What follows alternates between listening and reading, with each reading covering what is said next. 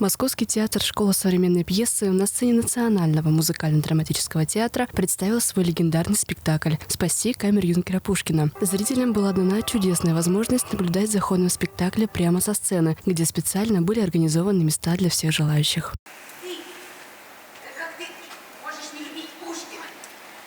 Мне бы опять промолчать, или о 8 или о... Ты что, не любишь Пушкина? Не люблю.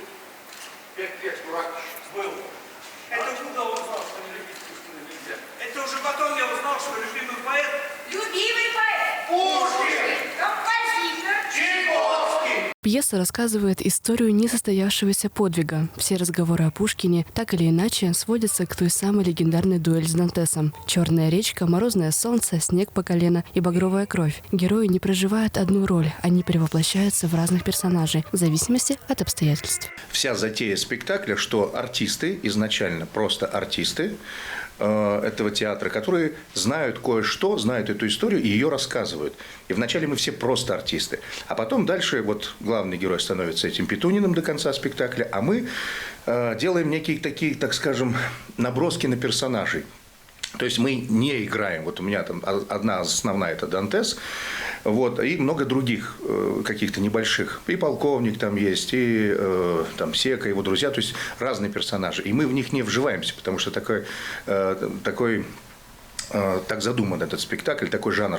Театр «Школа современной пьесы» приехал в Туву в количестве 27 человек. В программе больших гастролей артисты участвуют уже не первый год, но нашу республику посетили впервые. Заместитель художественного руководителя театра «Школа современной пьесы» поделилась, чем интересен репертуар современного театра и в чем заключается его отличие. Большинство театров на сегодняшний момент ставят как классику, так и современные произведения.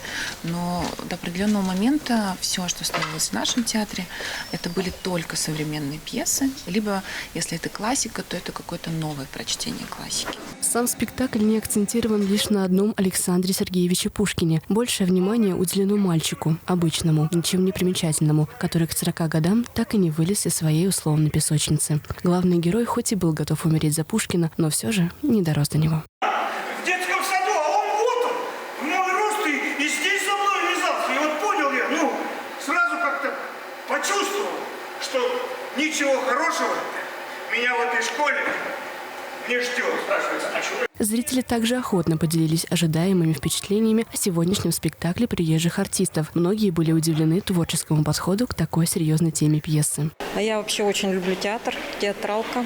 Вообще стараюсь ходить на все представления, которые у нас здесь бывают. И ожидания очень радужные.